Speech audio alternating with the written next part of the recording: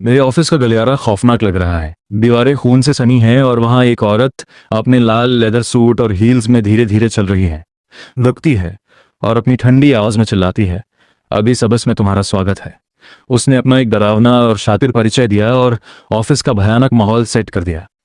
सामने की स्क्रीन पर खून से लिखा होता है, ghost company, D level mission. मेरी धड़कनें तेज हो गईं जब मैंने देखा कि यहाँ जिंदा रहने की उम्मीद सिर्फ 1% है, यानी 99% मौत तय है।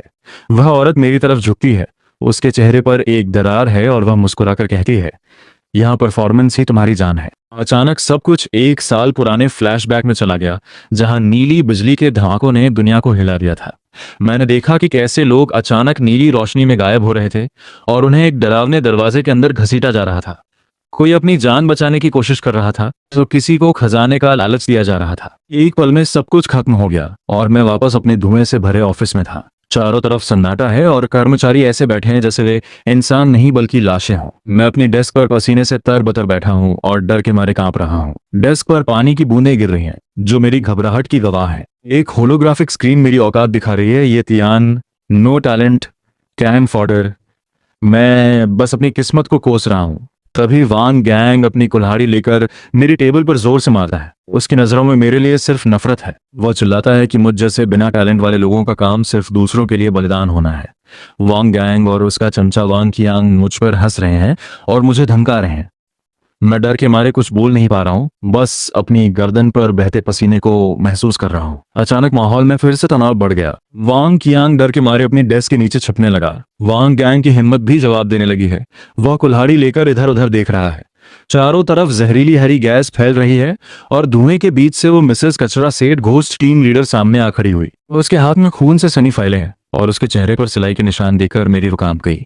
उसने हमें अपना नया टास्क सौंपा, जो करना नामुमकिन था। वांग गैंग के चश्मे के पीछे उसकी डरी हुई आंखें साफ दिख रही हैं। वांग गैंग गुस्से में कुर्सी से उठा और उसने अपनी कुल्हाड़ी बॉस की तरफ चला दी। उसने कुल्हाड़ी बॉस के सिर पे दे मारी, पर उसे कुछ नहीं हुआ। तभी दीवारों से वो खूनी टेंटिकल्स निकले और वांग गैंग को बुरी तरह लपेट लिया। उसे हवा में ऊपर खींच लिया गया और वो अपनी जान की भीख मांग रहा था।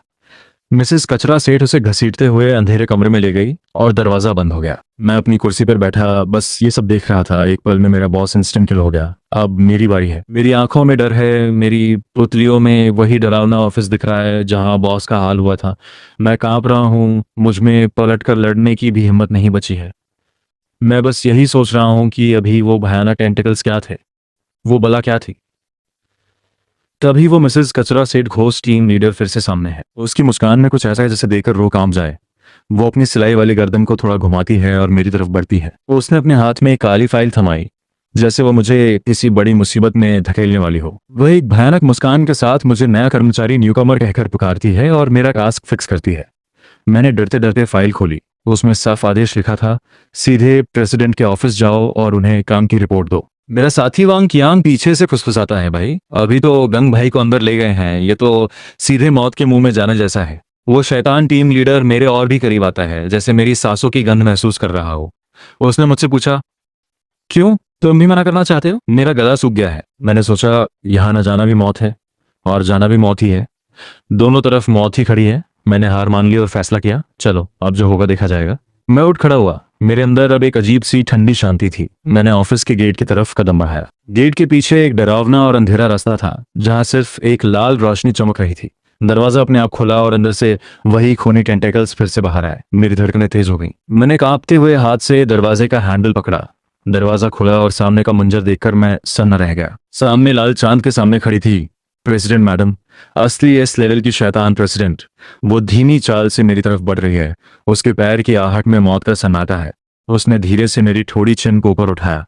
उसकी ठंडी उंगलियां मेरी त्वचा पर बर्फ जैसी लगी थी। उसने मुझे करीब से देखा, अपनी जीभ बाहर निकाली और खून की एक बूंद मेरे होठों के पास गिर गई। वह मुझे डरा रही थी। उसने पूछा, क्या तुम्हारा कलेजा बहुत बड़ा है नए कर्मचारी? मेरी आंखें डर से फटी रह गईं। तभी अचानक मेरे सामने एक लाल डिजिटल सिस्टम स्क्रीन फ्लैश हुई। सिस्टम ने मुझे चेतावनी दी, एस लेवल शैतान का आमना सामना, मानसिक स्थिति, मेंटल लिमिट पार हो गई है। स्क्रीन पर लिखा आया, छिपी हुई शक्ति, हिडन टैलेंट जागृत हो रही है। मेरी आंखों में बाइनरी कोड 0 और 1 की बारिश होने लगी। मैं अंदर से बदल रहा था। स्क्रीन पर चमकता हुआ मैसेज आया, सफलता, तुम्हें मिला है खुफिया जासूस द सीक्रेट कीपर टैलेंट। मेरी नजरें अब तेज हो गई थीं। मुझे ब्रह्मांड की हर चीज की कमजोरी दिखने लगी थी। अब मैं उस प्रेसिडेंट की आंखों में देख पा रहा था। मुझे उसकी हर कमजोरी दिख रही थी। उसकी कमजोरी, वो बाहर से कठोर है पर अंदर से अकेली और कमजोर है। मेरा मुंह खुला रह गया। ये क्या भूतिया शक्ति मिल गई मुझे?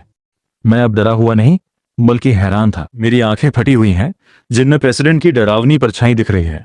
मेरी आंखों में बाइनरी कोड 0 और 1 की चमक आने लगती है, जैसे कुछ डाउनलोड हो रहा हो। मैं शांत खड़ा हूं, प्रेसिडेंट को चुनौती दे रहा हूं कि उसके पास स्टाफ को परखने के लिए सिर्फ घटिया तरीके हैं। प्रेसिडेंट ने अपनी लंबी खूनी जीभ बाहर निकाली है। मैं उसकी जीभ को हाथ से पकड़ लेता हूं और उसे जोर से खींचता हूं। वह दर्द से चिल्लाती है और उसकी जीभ खिंचकर लंबी हो जाती है। मैं उसे घूर कर देखता हूं, वो कांप रही है। मैं उसे चेतावनी देता हूं कि अपनी जीभ अंदर कर ले। वह दर्द और डर में फंसी है। उसकी जीभ अब बाहर लटकी हुई है। वह गुस्से और डर में मुझ पर चिल्लाती है कि किसी की इतनी हिम्मत नहीं हुई कि उसे धमकाए। मैं मेज पर हाथ मारता हूं और उसे याद दिलाता हूं कि वह एक प्रेसिडेंट है, कोई आवारा भूत नहीं। मैं उसे तलवार या तीक्ष्ण छड़ी दिखाता हूं और रिपोर्ट दोबारा शुरू करने को कहता हूं। वो पूरी तरह डर चुकी है, उसके पैर कांप रहे हैं। वो अपनी घबराहट छुपाते हुए मुझसे माफी मांगती है और कहती है कि मेरी रिपोर्ट बहुत असरदार है। मैं समझ जाता हूं कि यह प्रेसिडेंट वास्तव में एक एक्सट्रीम डीएम है। मैं ऑफिस से बाहर निकलता हूं और दरवाजा बंद कर देता हूं। मैं थक कर बाहर गलियारे में बैठ जाता हूं। मैं बाल बचा हूं। स्क्रीन पर सिस्टम का मैसेज आता है कि मैंने प्रेसिडेंट की सराहना अप्रिसिएशन जीत ली है और मेरी गोस्ट एनर्जी बढ़ गई है। मुझे एहसास होता है कि अब खेल असली शुरू हुआ है। दूसरी तरफ मेरा साथी डेस्क के नीचे छिपकर मेरे मरने का इंतजार कर रहा है। उसे यकीन है कि मैं मर चुका हूं क्योंकि वहां से कोई आवाज नहीं आई। तभी मैं दरवाजे से बाहर आता हूं। मेरे साथी की आंखें फटी रह जाती हैं। मैं अपनी डेस्क पर जाकर आराम से बैठने की कोशिश करता हूं। मेरा साथी मुझे जिंदा देखकर हैरान है। वह मिसेस कचरा सेठ घोष टीम लीडर मुझे देखती है और उसे विश्वास नहीं हो रहा कि मैं प्रेसिडेंट के ऑफिस से जिंदा वापस आ गया हूं। वह गुस्से में है और मुझसे सवाल कर रही है कि क्या मैंने प्रेसिडेंट के साथ काम किया। वह मुझ पर चिल्ला रही है। उसकी गर्दन का घाव और गहरा हो रहा है। वो मुझे फिर से एक जानलेवा काम देती है, प्रेसिडेंट के लिए खूनी रेटी ब्लड टेप बनाना। मेरा साथी कांपते हुए बताता है कि वहां नल से एसिड बहता है और वहां का काफी वाला इंसानी आंखें खाता है। मैं समझ गया कि वो मुझे मौत की तरफ धकेल रहा है। मैं अब शांत हूं क्योंकि मुझे पता है कि ये मिसेस कचरा सेठ अपनी चालें चल रही है। टीम लीडर मेरे सामने खड़ा है। मेरी आंखों में अब मेरा नया खुफिया जासूस टैलेंट चमक रहा है। मैं अपनी आंखों की शक्ति का उपयोग करके उस टीम लीडर का प्रोफाइल देख रहा हूं। एक होलोग्राफिक स्क्रीन पर उसकी प्रोफाइल खुलती है। नाम Ghosh team leader C level. उसकी कमजोरी सामने आती है। उसकी गर्दन के पीछे की तीसरी सिलाई का धागा ही उसकी मौत का कारण है। मुझे उसकी कमजोरी पता चल गई है। उसके गले का वह घाव लाल चमक रहा है। मैं मुस्कुराकर उसका मजाक उड़ाता हूँ। वो भी अपनी डरावनी हंसी हंसता है। वो मुझे ऑफिस से बाहर निकलने के लिए चिल्लाकर धमकाता है, पर मैं नहीं डरता। मैं बहुत चालाकी से उसे बताता हूँ कि प्रेसिडेंट ने उसकी कॉफी की शिकायत की है। उसे डर लगता है और उसकी आंखें गुस्से से लाल हो जाती हैं। वह घबरा जाता है और मुझसे पूछता है कि क्या मैंने प्रेसिडेंट को सब कुछ बता दिया है। मैं उसे डराता हूँ कि कैसे उसने अपनी गर्दन की सिलाई बचाने के लिए प्रेसिडेंट का सामान चुराया था।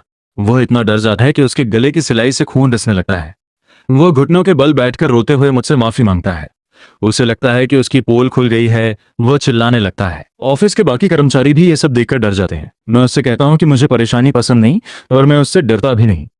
वह डर के मारे कांपते हुए कहता है कि वो खुद जाकर चाय ले आएगा और कॉफी वाला उसका भाई है। वह अपने सीने में लगे सिलाई वाले छेद से एक पुराना भालू का खिलौना टेडी बेयर निकालता है। वो मुझे एक खिलौना देता है जो उसे किसी भूत के हमले से बचा सकता है, ताकि मैं उसे माफ कर दूं।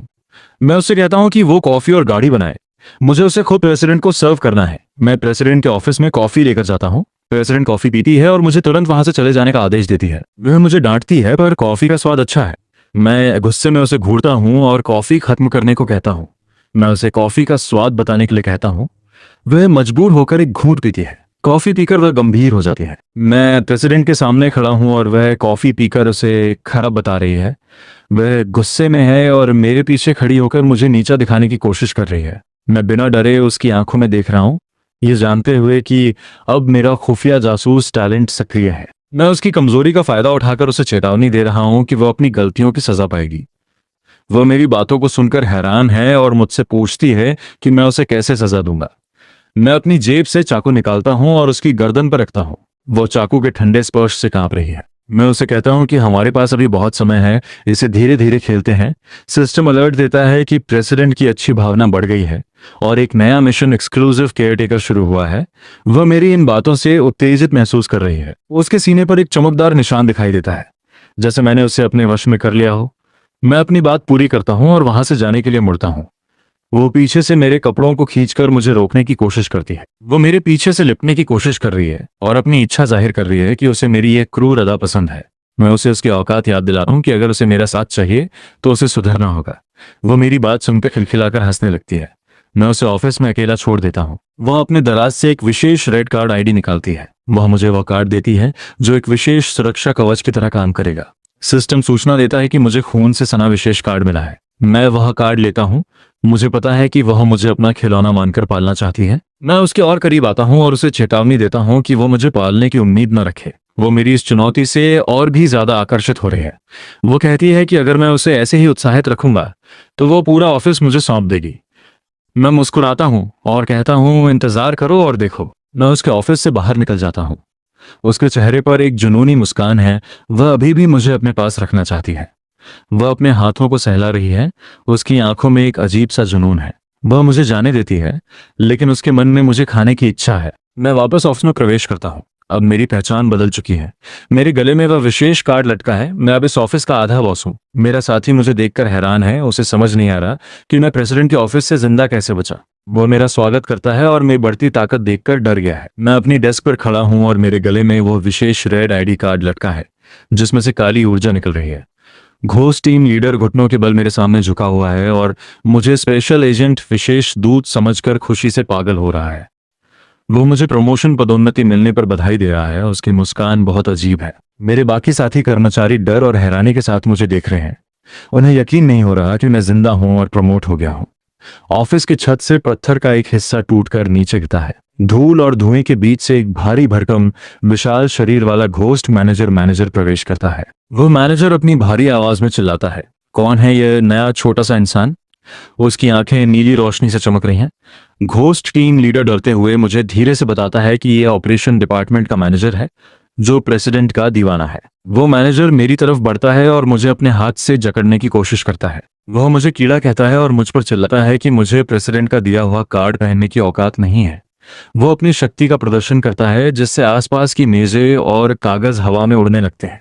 मेरी आंखों में मेरी शक्ति सक्रिय हो जाती है और मैं उसका प्रोफाइल देख लेता हूँ। मुझे पता चलता है कि वो मैनेजर प्रेसिडेंट का स्टॉकर है और उसके ऑफिस के लॉकर में प्रेसिडेंट की खोई हुई हील्स जूते हैं। मैं मुस्कुराकर उसका मजाक उड़ाता हूँ, जिसे देखकर वह और भी बौखला जाता है। वह अपना भारी हथियार गदा दिखाता है और मुझे धमकाता है कि प्रेसिडेंट के बचाने पर भी वह मुझे छोड़ेगा नहीं। वह मुझे एक गंदा काम करने का आदेश देता है और एक काला कागज मिशन मेरे हाथ में थमा देता है। मेरे सीने पर वो मिशन चिपक जाता है और मुझे एक भयानक मीट ग्राइंडर रूम को साफ करने का काम मिलता है। वो कहता है कि अगर 10 मिनट में काम नहीं हुआ तो वो मुझे ही मीट ग्राइंडर में डाल देगा। मेरा साथी ये सब सुनकर रोने लगता है क्योंकि वो जानता है कि वहां जो गया वो मांस मीट बनकर ही बाहर आया है। ग्राइंडर रूम का दृश्य दिखाया जाता है जहां हर तरफ खून और सड़ा हुआ मांस है। घोस्ट टीम लीडर डरा हुआ है। मैनेजर उसे चुप करा देता है। वह मुझे फिर से डराने के लिए अपनी पूरी ताकत दिखाता है। मैं अपनी जेब से अपना वह रेड कार्ड निकालता हूँ। मैं मैनेजर को शांति से जवाब देता हूँ कि ऐसी गंदी जगह को साफ करना मेरी शान के खिलाफ है। मैनेजर को यह सुनकर बहुत गुस्सा आता है। वह मुझे मार डालने के लिए अपना गदा उठाता है। मैं बहुत धीरे से उसके कान में प्रेसिडेंट की उस हील्स जूते के बारे में बताता हूँ जो उसने लॉकर में छुपा रखी है। मैनेजर का चेहरा खून सूखने जैसा हो जाता है और वो कांपने लगता है। वो मुझसे विनती करने लगता है जैसे उसे मौत का डर लग रहा हो। मैं उसे चेतावनी देता हूँ कि वो अब मेरी कठपुतली है। वो पूरी तरह डरकर घुटनों पर गिर जाता है। मैं अपना टेडी बियर निकालता हूँ और उसे धमकाता हूँ। मैं उसके गधे हथियार को उससे छीन लेता हूँ। मैनेजर पूरी तरह हार मान चुका है। वो अब मेरा गुलाम है। मैं मैनेजर के सामने खड़ा हूँ और उसके हाथ से उसका गदा मेज छीन चुका हूँ। वो डर के मारे कांप रहा है। मेरे अंदर का सिस्टम एक्टिवेट हो गया है और मेरी आंखों में डेटा की चमक है। वो मैनेजर घुटनों पर बैठ गया है और हाथ जोड़कर गिड़गिड़ा रहा है, प्लीज मुझे मत मारो। मैं पूरी तरह शांत हूँ और बहुत आत्मविश्वास के साथ उसे घूर रहा हूँ। मैनेजर का चेहरा पसीने से भीगा है और वह दहशत में मुझे देख रहा है। मैं उससे मांग करता हूँ कि वह मुझे वह जूता सौंप दे जो उसने छुपा रखा है। वह मैनेजर रोते हुए कहता है कि वह जूता उसकी जान है। मैं उसे चेतावनी देता हूँ कि वह मेरी जान का दुश्मन है और मैं उसे 3 सेकंड देता हूँ। मैं अपनी उंगलियों से 3 का इशारा करता हूँ। मैं अपनी उंगलियों से 2 का इशारा करता हूँ। वो और ज्यादा डर जाता है। वो मैनेजर रोते हुए अपने कोट के अंदर से वह काला जूता निकालता है। वो जूता काली जादुई ऊर्जा से ढका हुआ है। मैं वह जूता अपने हाथ में ले लेता हूँ और उससे मेंटल डैमेज फीस की मांग करता हूँ। मैनेजर डर के मारे रोते हुए अपनी जेब से एक ब्लैक कार्ड 10 साल की कमाई निकालता है। वह रोते हुए कार्ड का पासवर्ड बताता है, 6 बार 4। मैं कार्ड ले लेता हूँ और उसे वहां से चले जाने का इशारा करता हूँ। वह मैनेजर डरा हुआ और शर्मिंदा है। ऑफिस का माहौल तनावपूर्ण है, सब कर्मचारी मुझे देख रहे हैं। सिस्टम स्क्रीन पर मैसेज आता है कि मैनेजर का मारने का इरादा, किलिंग इंटेंट चरम पर है, पर वो डर भी रहा है। मैं मुस्कुराता हूँ और सोचता हूँ कि मैनेजर आज रात जिंदा कैसे बचता है। मैं उठकर प्रेसिडेंट के ऑफिस की ओर बढ़ता हूँ। मैं ऑफिस का बड़ा दरवाजा खोलता हूँ। मैं वो काला जूता मेज पर रख देता हूँ।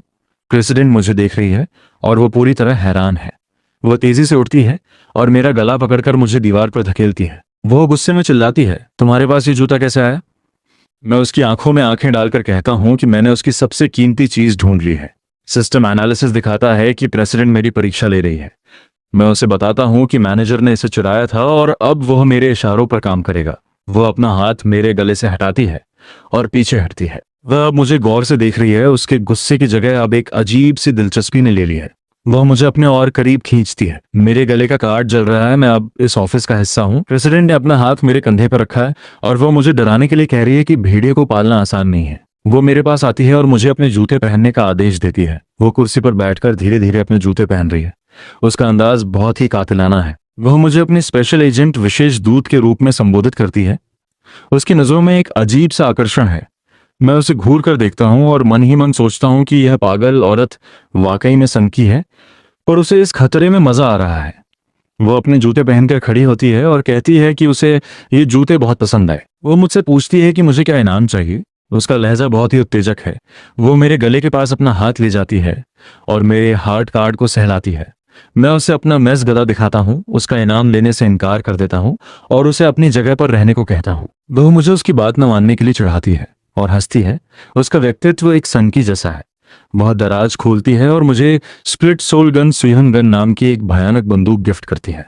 सिस्टम का मैसेज आता है कि मुझे एक दुर्लभ हथियार स्प्लिट सोल गन 3 गोलियों के साथ मिल गया है। मैं वह बंदूक हाथ में लेता हूँ। मुझे पता है कि इसकी एक गोली भी किसी की जान लेने के लिए काफी है।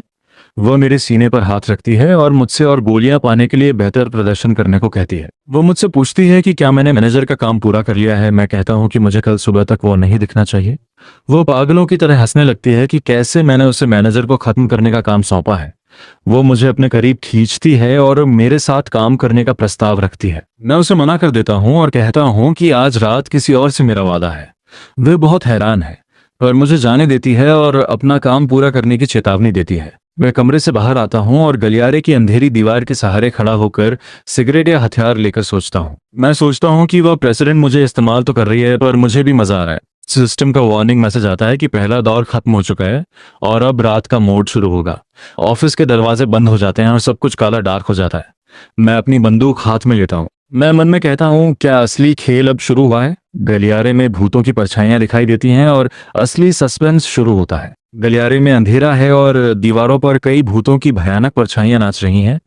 जमीन में एक दरार से काले हाथ बाहर निकल रहे हैं और वहां से भयानक भूत बाहर आ रहे हैं। कई सारे भूत जमीन पर रेंगते हुए आगे बढ़ रहे हैं। उनकी आंखों में सफेद चमक है और वे डरावनी आवाजें निकाल रहे हैं। वे एक साथ चिल्ला रहे हैं, हमें ओवरटाइम ओटी करना है, हमें साथ मरना है। मैं अपनी स्प्लिट सोल गन सुयहन गन हाथ में लिए गलियारे में खड़ा हूँ। सामने से एक भयानक भूत मेरी तरफ झपट रहा है। सिस्टम मुझे चेतावनी देता है कि उस भूत की कमजोरी उसके बीच वाले लाल बिंदु आई में है और वो बहुत तेज है। मैं बंदूक उठाता हूँ और निशाना साधता हूँ। मैं नीली जादुई ऊर्जा वाली गोली चलाता हूँ जो सीधे उस भूत की आंख लाल बिंदु में जाकर लगती है। भूत नीली आग में जलकर राख हो जाता है और सिस्टम बताता है कि मुझे 20 घोस्ट पॉइंट्स मिले हैं। मैं गहरी सांस लेता हूँ। मेरी बंदूक से धुआं निकल रहा है। मैं मैगजीन चेक करता हूँ, अब सिर्फ 2 गोलियां बची हैं। मैं सावधान हो जाता हूँ क्योंकि गलियारे में और भी भूत आ रहे हैं। मेरा साथी जो पहले ही डरा हुआ था वो रोते हुए पीछे की तरफ भाग रहा है। वो मुझसे मदद की भीख मांग रहा है, ये तियान भाई बचा लो, तुम्हारे पास वो जादुई बंदूक है। वह मुझे गले लगाकर रोने लगता है। मैं बंदूक उस पर तान देता हूँ ताकि वो चुप हो जाए। मैं उसे डपट कर कहता हूँ कि 1 मीटर दूर हटो, वरना बंदूक चल जाएगी। वो डर के मारे चुप हो जाता है और कहता है कि वो आगे रास्ता साफ करेगा। हम दोनों चुपचाप गलियारे से गुजरते हुए एम्प्लॉय डॉर्मिटरी स्टाफ रूम की तरफ बढ़ते हैं। स्टाफ रूम के अंदर कुछ लोग सोफे पर बैठे हुए हैं और चाकू से खेल रहे हैं। एक आदमी जिसके चेहरे पर टाँके स्टिचेस हैं, वह गुर्राते हुए कहता है, ये इलाका मेरा है। वह कहता है कि यहाँ सोने के लिए पुरुषों को 500 घोस्ट पॉइंट्स देने होंगे। वह एक लड़की को जमीन पर पटक कर उसे टॉर्चर कर रहा है। लड़की जान की भीख मांग रही है। मैं और मेरा साथी स्टाफ रूम के दरवाजे पर पहुंचते हैं। अंदर से बदबू आ रही है। वह आदमी मुझे देखकर मुस्कुराता है और कहता है, 2 और मुर्दे आ गए। वो अपनी चाकू लेकर मुझे धमकी देता है कि यहाँ की रीत माननी होगी। मैं शांति से उसके पास जाता हूँ और कहता हूँ, तुमने रास्ता रोक रखा है। वह मुझ पर चाकू से हमला करता है। मैं बंदूक उसकी कनपटी पर टिका देता हूँ।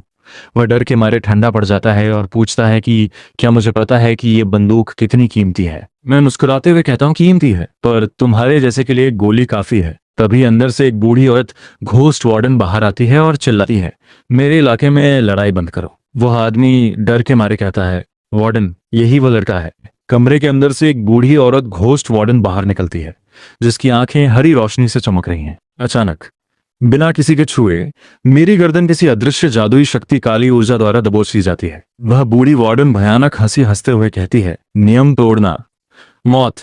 मैं गला दबे होने के बावजूद अपना प्रेसिडेंट का विशेष ID card, special attachment card उसे दिखाता हूँ। वार्डन उस कार्ड को पहचान लेती है और उसकी आंखों की चमक बदल जाती है। मैं उसे स्पष्ट शब्दों में बताता हूँ कि मैं प्रेसिडेंट का विशेष सहायक स्पेशल असिस्टेंट हूँ और यहाँ हॉस्टल के काम का निरीक्षण करने आया हूँ। कार्ड देखते ही उस बूढ़ी वार्डन का रुख पूरी तरह बदल जाता है। वह अपना हाथ हटाती है और मक्खन लगाने वाले अंदाज में बात करने लगती है। तो उस मैनेजर के हाथ में मौजूद चाकू गिर जाता है। उसे समझ नहीं आ रहा कि क्या हो रहा है। मैं उसे चेतावनी देता हूँ कि वह मैनेजर बहुत शोर मचा रहा है और ये कंपनी के अनुशासन के खिलाफ है। वार्डन अब उस मैनेजर के खिलाफ हो जाती है। वो उसे नियम तोड़ने का दोषी मानती है। वार्डन अपनी जादुई शक्तियों लचीले हाथों से उस मैनेजर को जकड़ लेती है। वह मैनेजर चिल्लाते हुए माफी मांगता है, लेकिन वार्डन उसे घसीटकर अंधेरे में ले जाती है और उसकी चीखें सुनाई देती हैं। वार्डन अब मुझे बहुत सम्मान से एक विशेष चाबी गोल्डन की भेंट करती है। मैं अपने सिस्टम में देखता हूँ कि यह पहचान कितनी काम की है। मैंने एक और गोली बचा ली है। मैं लिफ्ट के पास जाता हूँ और 15वें फ्लोर का बटन दबाता हूँ। लिफ्ट खुलती है और मैं एक आलीशान होटल जैसी जगह प्रेसिडेंट के रूम में दाखिल होता हूँ। प्रेसिडेंट एक बाथटब में लाल वाइन जो खून जैसी दिख रही है से भरे हुए बाथ का आनंद ले रही है। वो मुझसे पूछती है कि क्या मैं हॉस्टल के माहौल में ढल गया हूँ। मैं जवाब देता हूँ कि अगर वो मैनेजर न होता तो सब सही होता। वह मेरी प्रशंसा करती है कि मैं काम बहुत शानदार तरीके से किया है। वह व्यंग्य करते हुए कहती है कि बंदूक में गोलियां कम बची हैं, कहीं ऐसा न हो कि भेड़िया में बिना दांतों के रह जाए। मैं बंदूक उसकी तरफ तान देता हूँ और कहता हूँ कि शिकार करने के लिए 2 गोलियां भी बहुत हैं। वह मेरी इस अदा पर फिदा होकर मुस्कुराती है। मैं उसे बंदूक वहीं छोड़कर सोने के लिए चला जाता हूँ। मैं बिस्तर की तरफ बढ़ता हूँ और प्रेसिडेंट मुझे कल सुबह आने का आदेश देती है। मैं कमरे से बाहर आता हूँ और प्रेसिडेंट मुझे कल सुबह दफ्तर आने का नया काम देने का आदेश देती है। उसके बाद वह मुझे एक नई फाइल काम के लिए देती है, जिसे केवल मैं ही कर सकता हूँ। दूसरे दिन प्रेसिडेंट अपने ऑफिस में चाबुक लिए बैठी है और मैं उसके कमरे में प्रवेश करता हूँ। वह मुझसे मेरे कल की नींद के बारे में पूछती है और मैं उसे कोई भाव नहीं देता। मैं उससे पूछता हूँ कि क्या काम है, तो वह मुझे काले रंग की फाइल सौंपती है। वो बताती है कि सेल्स डिपार्टमेंट के मैनेजर ने कंपनी के 10 लाख 1 मिलियन घोस्ट कॉइन्स चुराए हैं। वह मुझे वो पैसा वापस लाने का मिशन देती है और कहती है कि अगर मैं सफल रहा तो आधा पैसा मेरा होगा। वो मुझे चेतावनी देती है कि अगर मैं पैसा वापस नहीं ला पाया तो मुझे खुद को ही गिरवी रखना होगा। सिस्टम नोटिफिकेशन आता है कि B11 मिशन जुआरी का कर्जा गैम्बलर्स डेट सक्रिय हो गया है। मैं फाइल लेता हूं और उसे साफ कहता हूं कि मैं अपना काम जानता हूं, आप बस पैसा तैयार रखिए। मेरे मन में विचार आता है कि 10 लाख घोस्ट कॉइन से मैं अपनी सुरक्षा के लिए शानदार कवच डिवाइन गियर खरीद सकता हूं। प्रेसिडेंट मुझे सावधान करती है कि मैनेजर जुआरी है और लोगों की उंगलियां काटकर दांव पर लगाता है। वह मेरी उंगलियों की तारीफ करती है और उन्हें न खोने की चेतावनी देती है। मैं अपने साथी के साथ गलियारे में जाता हूं और वो मुझे मैनेजर की खौफनाक हरकतों के बारे में बताता है। गलियारे के अंत में एक राक्षस जैसा दरवाजा है, जिसे खोलकर मैं सेल्स डिपार्टमेंट में प्रवेश करता हूँ। सेल्स डिपार्टमेंट के अंदर का दृश्य किसी जुए के अड्डे जैसा है, जहां सब भूत खेल रहे हैं। सेल्स मैनेजर भी लेवल घोस्ट जीत का जश्न मना रहा है और तलवार लहरा रहा है।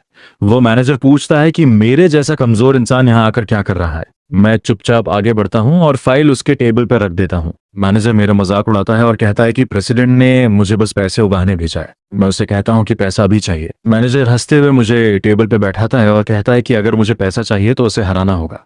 वो अपनी तलवार टेबल पर पटक देता है और खेल शुरू होता है। खेल के दौरान मैनेजर का घमंड बढ़ रहा है और मैं शांति से अपनी बारी का इंतजार कर रहा हूँ। खेल के अंत में मैनेजर मुझ पर हावी होने की कोशिश करता है और अपनी जीत का दावा करता है।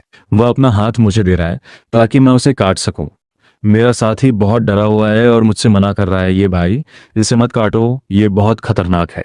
मैं बिना किसी हिचकिचाहट के अपनी और खेल का अगला दांव चल रहा है। मैनेजर कांपते हुए अपनी हार स्वीकार करता है। मैं टेबल पर रखे पासों डाइस को ध्यान से देखता हूँ। मेरी आंखों में सिस्टम का डेटा चल रहा है। मैनेजर मुझे डराने के लिए कहता है कि इस खेल का एक ही नियम है, जीतने वाले को सब कुछ मिलता है। मैंने अपनी चाल चली और पासे खुलते हैं। पासों में कीड़े इंसेक्ट्स दिखाई देते हैं। मैनेजर का चेहरा डर के मारे फटने लगता है। मैं उसे कहता हूँ, मुझे पता था कि तुम ये चाल चलोगे। मैनेजर का गुस्सा चरम पर है। वह मुझ पर हमला करने के लिए तलवार उठाता है। मैं फुर्ती से बंदूक उसके सिर पर रखता हूँ और उसे शांत रहने का आदेश देता हूँ। वह मजबूरन अपना हथियार नीचे डाल देता है। मैं टेबल पर एक सिक्का चिप रखता हूँ और कहता हूँ कि अब मैं खेलूंगा।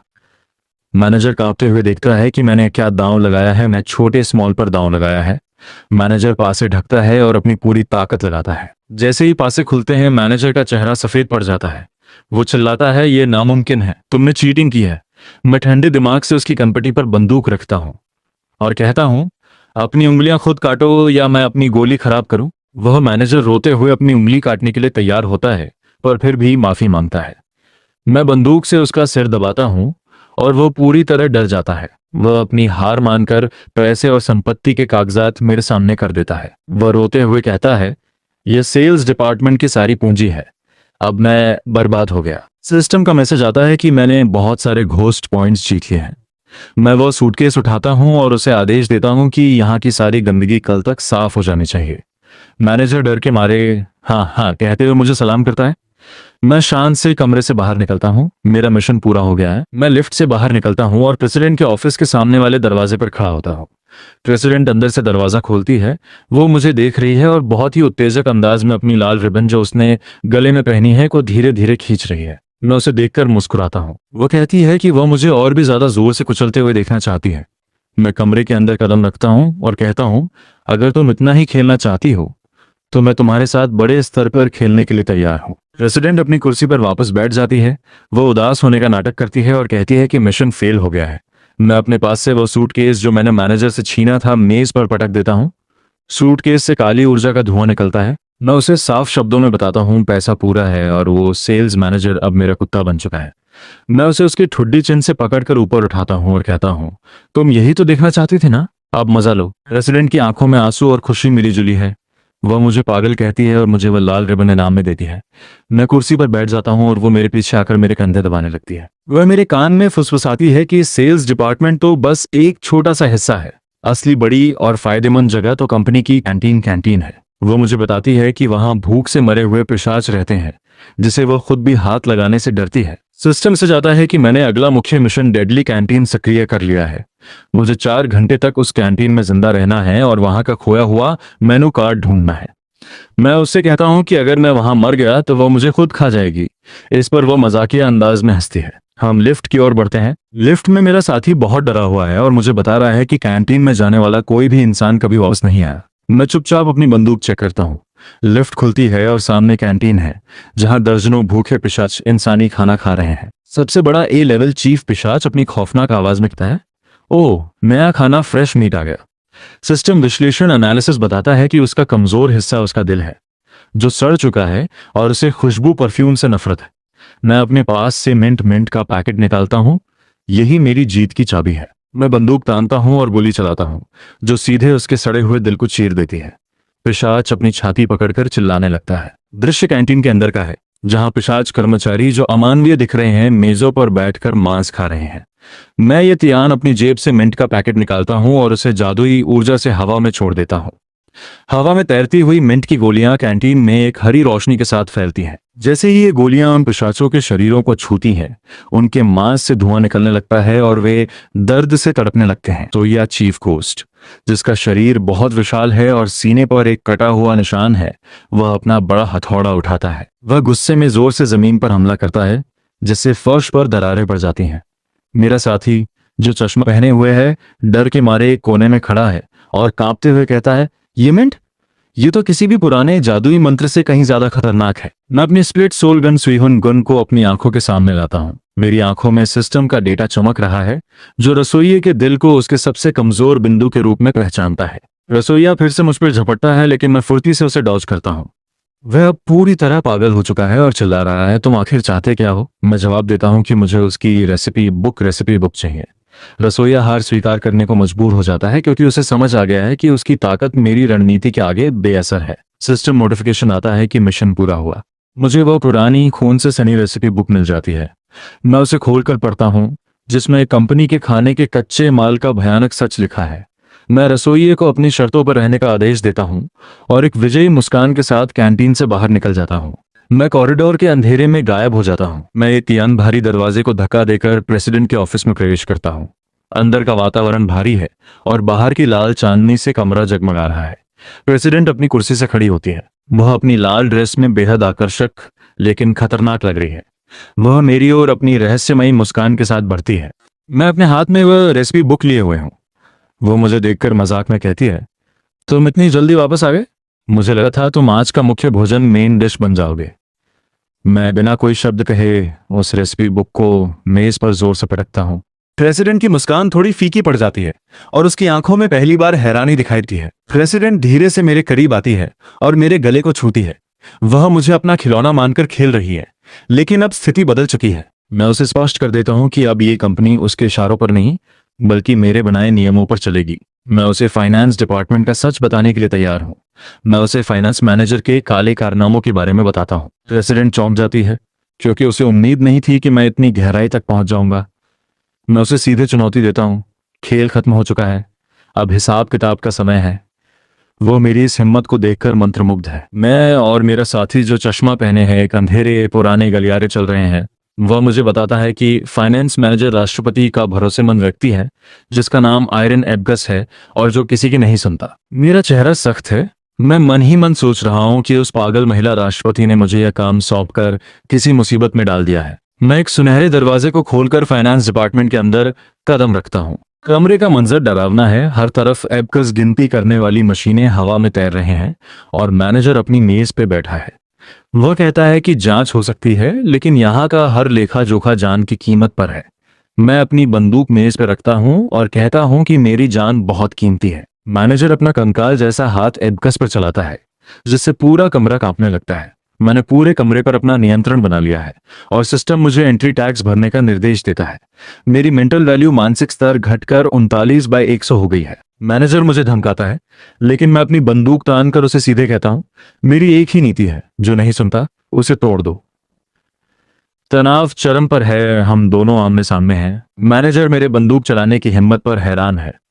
मैं उसे बताता हूं कि मैंने कैंटीन का हिसाब चुका दिया है, अब उसकी बारी है। मैनेजर का असली राज खुलता है। उसकी बाईं आंख में एक गुप्त बही खाता छिपा है। मैं उसे मजबूर करता हूं कि वो खुद अपनी आंख से वो बही खाता निकाल कर मुझे दे। मुझे फाइनेंस ब्लैक लेजर काला बही खाता मिल जाता है, जिसमें पीछे के सारे भ्रष्टाचार लिखे हैं। मैं वो किताब लेकर प्रेसिडेंट के ऑफिस के दरवाजे तक पहुंचता हूं और उसे खोलकर अंदर प्रवेश करता हूं। मैं ऑफिस का भारी लकड़ी का दरवाजा खोलकर अंदर प्रवेश करता हूं। कमरे में धुएं का घना गुबार है और जमीन पर लाल पंखुड़ियां बिखरी हैं। प्रेसिडेंट अपनी कुर्सी पर बैठी है।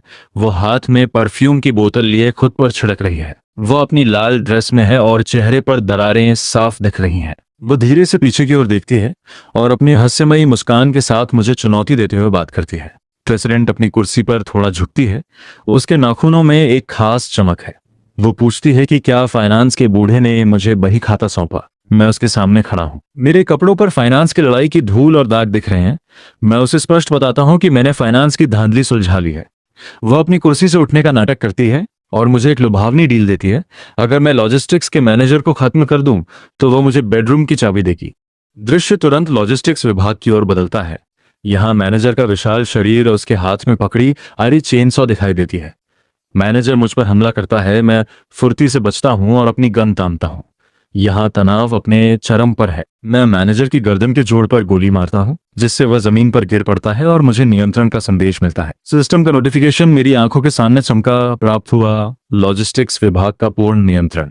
उसके ठीक नीचे दूसरा संदेश उभरा, वर्तमान क्रशिंग सोलगन में गोलियां 0।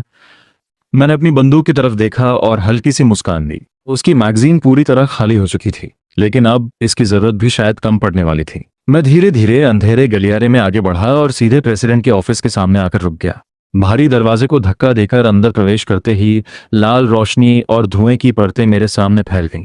प्रेसिडेंट अपनी कुर्सी पर आराम से बैठी हुई थी। वह मेरी तरफ देखते हुए गहरी सांस लेती है और हल्की मुस्कान के साथ कहती है, तुम्हारे ऊपर अभी भी उस बेवकूफ लॉजिस्टिक्स मैनेजर की मौत की गंध चिपकी हुई है, और साथ में उसकी निराशा भी। मैं उसकी बात सुनकर सीधा उसके पास चला जाता हूँ। उसके कंधे पर हाथ रखकर मैं उसे रोक देता हूँ। बस करो, अब ये दिखावा बंद करने का समय आ गया है। मेरी आवाज शांत थी, लेकिन उसमें किसी आदेश से कम ताकत नहीं थी। वह कुछ पल तक मुझे देखती रही, फिर उसके होठों पर एक अजीब मुस्कान उभर आई। उसने बिना किसी बहस के सिर हिलाया और कहा, ठीक है, मैं मानती हूँ। लॉजिस्टिक्स विभाग अब पूरी तरह तुम्हारे नियंत्रण में है। उसकी आंखों में पहली बार मुझे बराबरी का भाव दिखाई दिया। वह धीरे धीरे मेरे और करीब आ गई। कमरे की लाल रोशनी उसके चेहरे पर पड़ रही थी, और हमारे बीच का माहौल पहले से कहीं ज्यादा भारी हो चुका था। उसने मेरी आंखों में देखते हुए कहा, तुमने एक के बाद एक 3 विभागों को अपने पैरों के नीचे कुचल दिया है। इस कंपनी के इतिहास में किसी इंसान ने ऐसा कभी नहीं किया। उसके शब्द अभी खत्म भी नहीं हुए थे कि अचानक पूरा ऑफिस बुरी तरह कांप उठा। दीवारों पर दरारें उभरने लगीं और छत से धूल झड़ने लगी। अगले ही पल ऑफिस की ऊपरी दीवार मानो पारदर्शी हो गई और उसके पार एक विशाल राक्षसी हाथ दिखाई दिया जो पूरे शहर के ऊपर मंडरा रहा था। उसकी मौजूदगी भर से हवा भारी हो गई थी। उसी समय सिस्टम की लाल स्क्रीन मेरे सामने चमक उठी। सिटी लॉर्ड की इच्छा का आगमन। गुप्त सब प्लान सिटी लॉर्ड वार अनिवार्य रूप से सक्रिय। चेतावनी खत्म होते ही मैं बिना समय गंवाए ऑफिस से बाहर निकल गया और सीधे बालकनी की तरफ बढ़ा। जैसे ही मैं रेलिंग के पास पहुंचा, मेरे सामने पूरे शहर का दृश्य फैल गया। आसमान खून की तरह लाल था और वह राक्षसी हाथ पूरे शहर पर साए की तरह छाया हुआ था। नीचे मौजूद अनगिनत इमारतें उसकी मौजूदगी से कांप रही थीं। मैंने ऊपर देखा और उसी क्षण मेरी आंखों की पुतलियां सुनहरी रोशनी से चमक उठी। मेरे अंदर की शक्ति पहले से कहीं ज्यादा जागृत हो चुकी थी। बालकनी में तेज ठंडी हवा चल रही थी। प्रेसिडेंट ने मेरे दोनों कंधे कसकर पकड़ रखे थे और उसके हाथ हल्के हल्के कांप रहे थे। उसकी आंखों में पहली बार वह डर दिखाई दे रहा था जो मैंने पहले कभी नहीं देखा था। वह घबराई हुई आवाज में बोली, सिस्टम ने तुम्हें अवैध उत्तराधिकारी घोषित कर दिया है। अब सिटी लॉर्ड सीधे तुम्हारे पीछे आएगा। उसका चेहरा मेरे बिल्कुल करीब था।